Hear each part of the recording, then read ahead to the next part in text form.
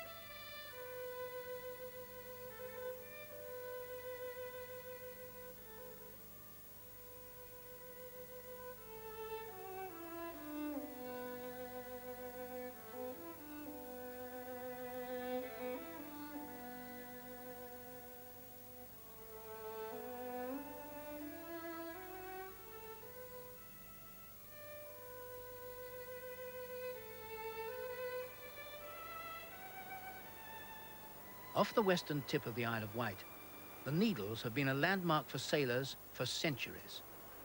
They stand sentinel to one of the most deadly and dangerous stretches of water around the British coastline. And the sea is an ever-present force in the life of the island, a contrast to the softness and greenery of much of its gentle landscape.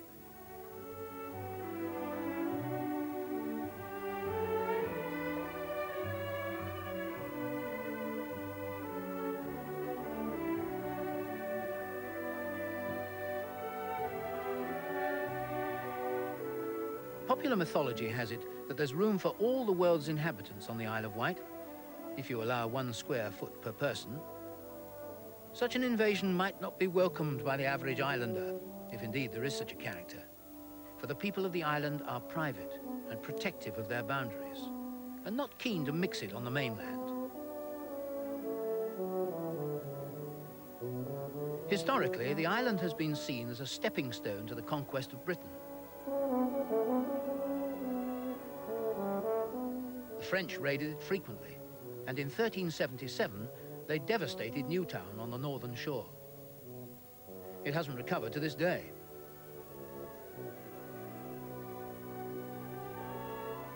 And in the Second World War, anyone coming to the Isle of Wight had to have a special pass and identity card because of the vulnerable frontline radar installations and the pipeline under the ocean called Pluto, which supplied fuel to our troops in France.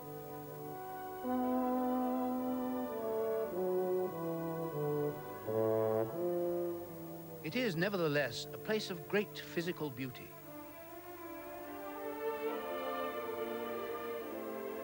Gentle farmland, fertile pastures,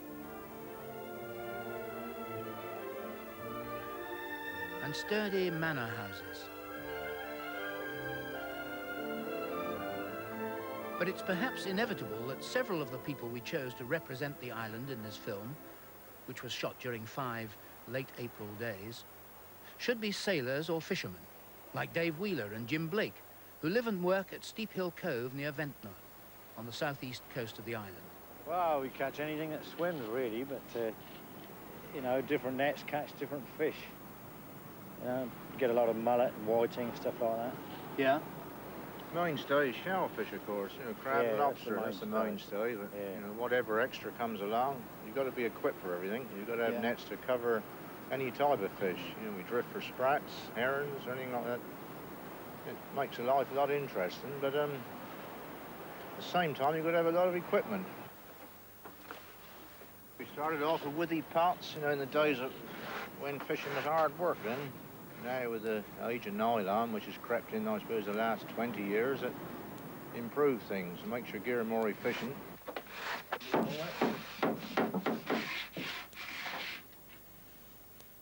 And we're jolly fortunate, both of us got 2 boys, interested in fishing. You don't want to go on the dole. They could earn more on the dole, I expect, some days.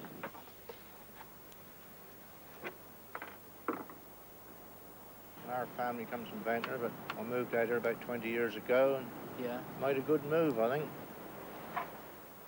It's an awkward place from fishing-wise. You're in the worst place in England, not for getting afloat, especially anything to do with high water.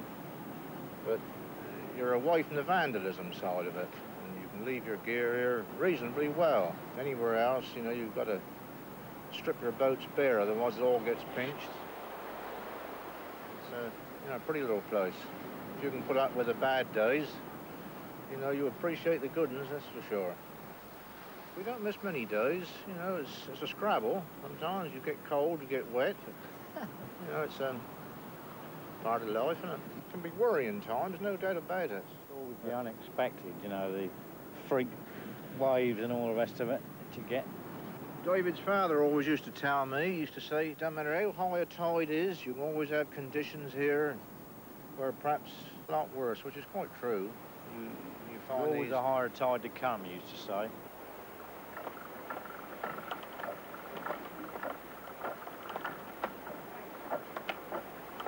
You've got to have a boat here so you can come in on a bit of, you know, a bit of beach pretty fast and get it up out of the water quick. You can't have nothing too heavy.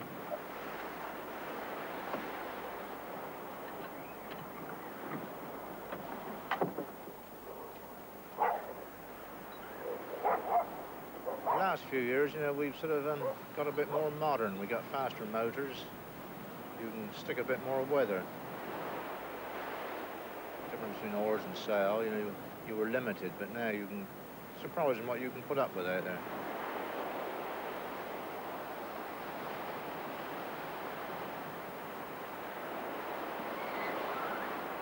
The sea comes in a lot more than whatever it used to. You get a lot more water in there.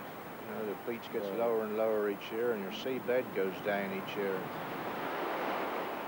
And then there are wild days, which everywhere does, but we didn't have to dodge a lot of the bad weather, the rain and that. Might moan some days because it keeps on raining, but other places are jolly sight worse. Well, it's just a way of life, isn't it? If you're happy at something, what do you want to go for something else for? Join this rat race on the mainland.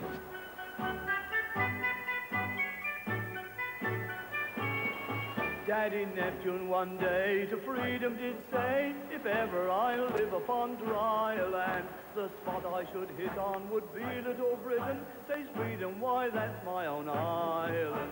Oh, Today, although the fishermen use outboard motors in their sleek hand-built boats, there's still good work for sailmakers who cater for the pleasure boats and yachts, which have made the town of Cowes the most famous name in the boating world. One of these skilled and stalwart individualists is Hilton Morton, and today one of the busiest men on the island is the coxswain of the Yarmouth Lifeboat, Dave Kennett, who with his crew is on constant standby. You're an Isle of Wight man, I believe, Dave, aren't you? Yes, that's right, yes, yeah. Whereabouts? Freshwater Bay. And you've been concerned with boats one way or another all your life, have you? That's right, yes. Started off at Freshwater Bay with the few boats down there, and then graduated through trips around the Needles and operating down there, and then eventually going in the merchant service, travelling around the world.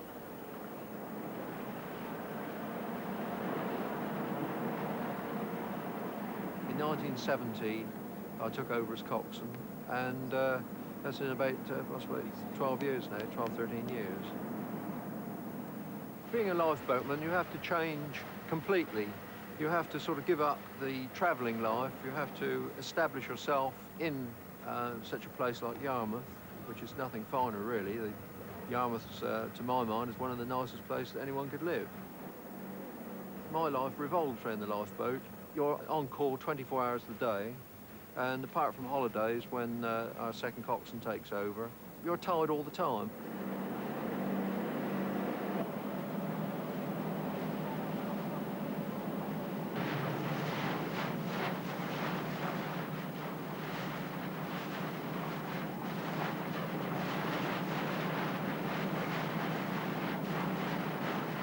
We carry a complement of 7 crew.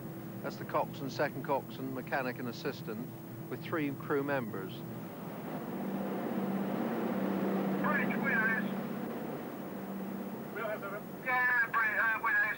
Scramble the helicopter, urgent. Yeah, roger. Yeah, Solent Coast Guard, Solent. Coast Guard, Yarmouth Lifeboat, over. Yarmouth Lifeboat, Solent. Yeah, Yarmouth Lifeboat, casualty needs evacuation. Scramble helicopter, please. Scramble helicopter, over. This is Solent Coast Guard, roger, would it? Should we require a doctor, we've got a very active doctor, Dr. Reed, at home, and he's available most of the time.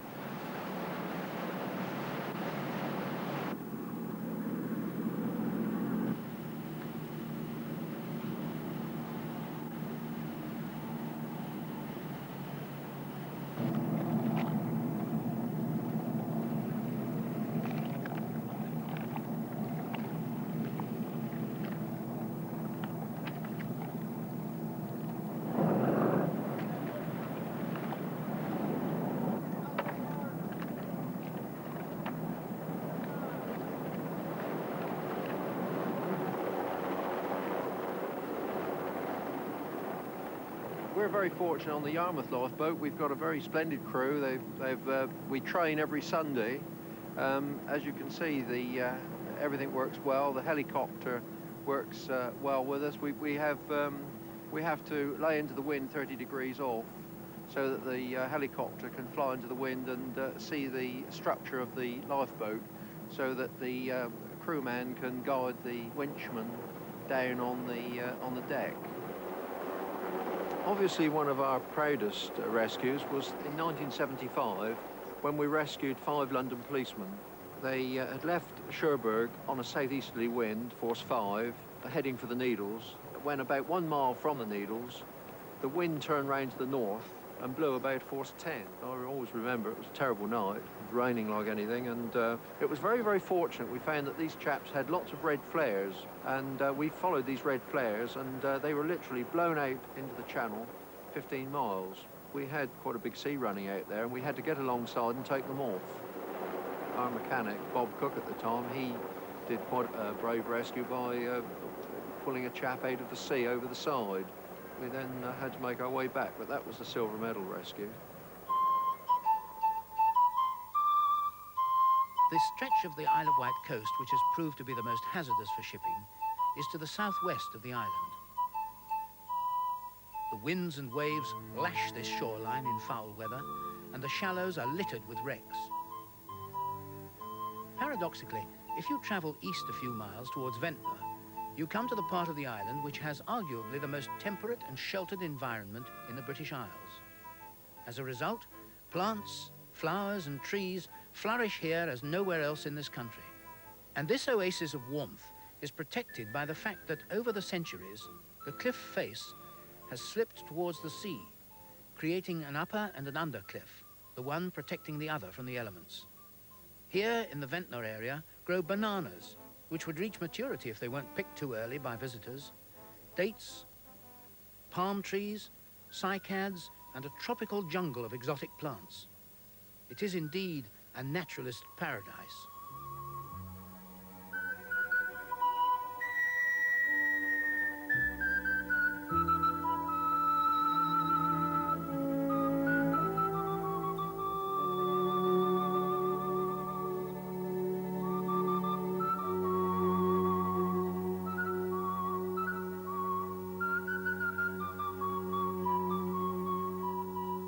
Even the less protected parts of the Isle of Wight, like Newtown, seem to enjoy a better climate than the mainland and to produce their spring flowers earlier and in greater profusion.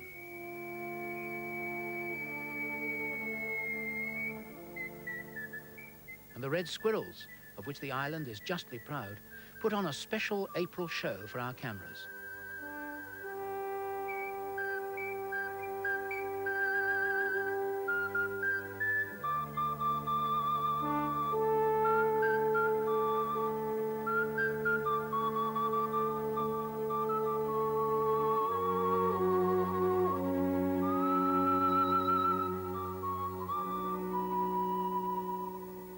This elegant early purple orchid joins more familiar spring flowers in putting on its seasonal display.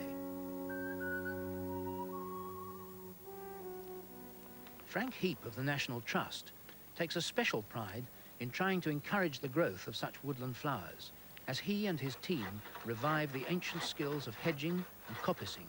Frank, we're standing here in town copse. Now, what exactly does this word copse mean? Can you tell me a bit more about it?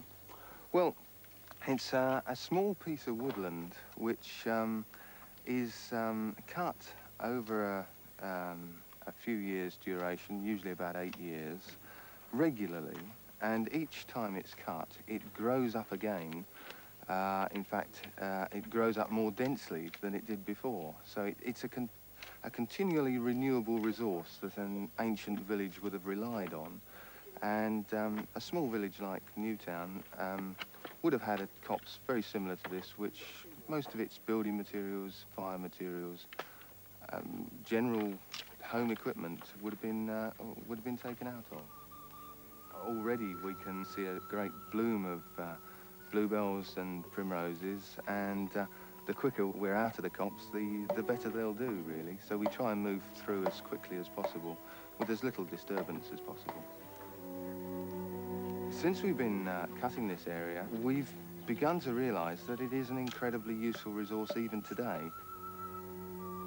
We've started to make hurdles. You start with a mould board in which you put the vertical sails, which are made of split hazel, slightly stouter stuff than the rest of the hurdle. And then, having split a large quantity of fairly thin hazel material, about an inch in diameter, preferably straight material, that makes it a lot easier, you weave it in, rather like basket making. It's very similar in many ways. The trick is, one, to be able to twist the ends in so that the whole hurdle is locked in, and two, to end up with a hurdle with all the ends tied in as well, so that when you pick the hurdle up, it doesn't fall apart. We've been fortunate in having folk who've worked on the land all their life to come along and show us how it's done, and a variety of old crafts have come to light again, which we're trying our hand at.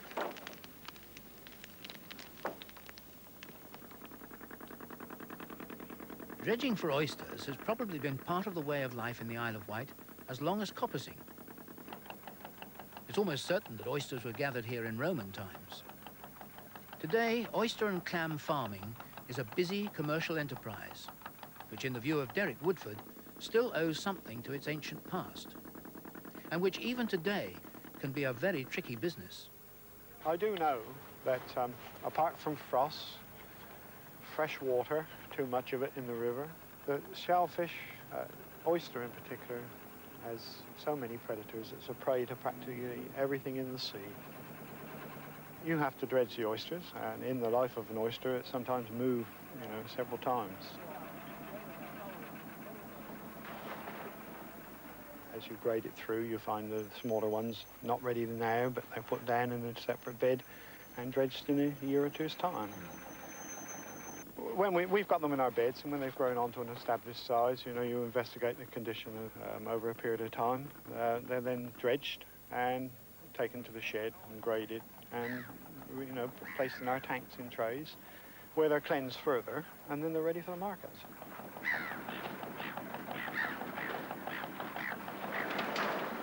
The clams, of course, it's a different business. They come from Southampton waters. The water is polluted there. Of course, they're not graded or anything like that. They come straight from the fishing boats. They're relayed in this river in bags, so they're different to the oyster.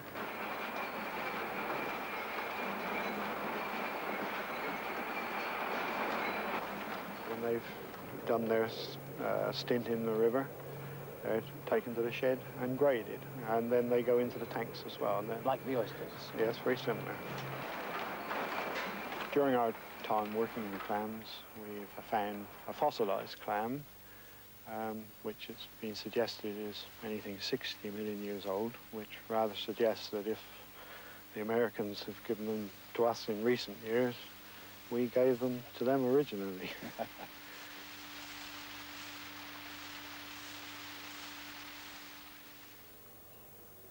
And in the mouth of the River Yar, Andy Bird at Puffin Fisheries is the temporary caretaker of a whole variety of less protected sea creatures. The island is fortunate. I suppose it's got some of the best lobster fishermen in England. Small boatmen too, a lot of them. Steephill Cove and the... What, the Wheelers and the Blakes? That's right, yes. My word, yes, we've been talking to them. They come into us. And beautiful stuff, lovely local prawn, lobster, good crab. Oh, yes, we got some, jolly good fishermen. The fishermen won't even tell me where the best place for lobsters are. But most of them are around the back of the Wight, from the Needles and Catherines. The crawfish that are in the tank we bring up from the West Country. You don't get many crawfish east of the Eddystone Light. They're mostly down the West Country. St Ives Bay, the Isles of Scilly. That's a beautiful crawfish. You know, she's buried that's her eggs there. Better than caviar. Nice, good heavy one. Beautiful antenna.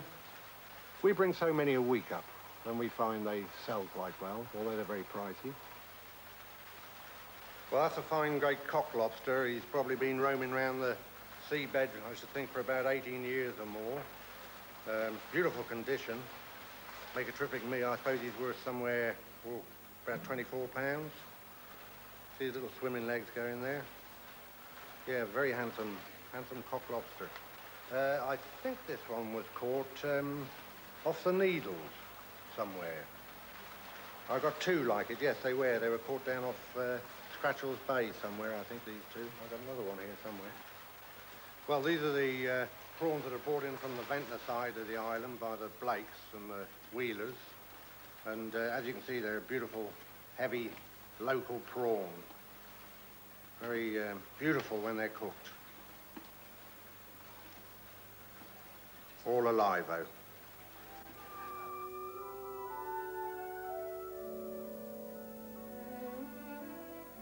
In April, the Isle of Wight is vibrant with birds, beasts, fish and flowers, all coming to life with the spring. But one of the most charming creatures we discovered during our filming seemed unaffected by the seasons or by the changing temperature. Nothing but an ordinary British donkey, submitting to the same task that donkeys have been performing in Carisbrooke Castle for nearly 300 years, and probably a lot longer. Pulling water by rope and wheel from a 160-foot well. Not, of course, to provide the thirsty people of Carisbrooke with fresh water, but patiently to cater for the Isle of Wight's most valuable April phenomenon, the start of the tourist season.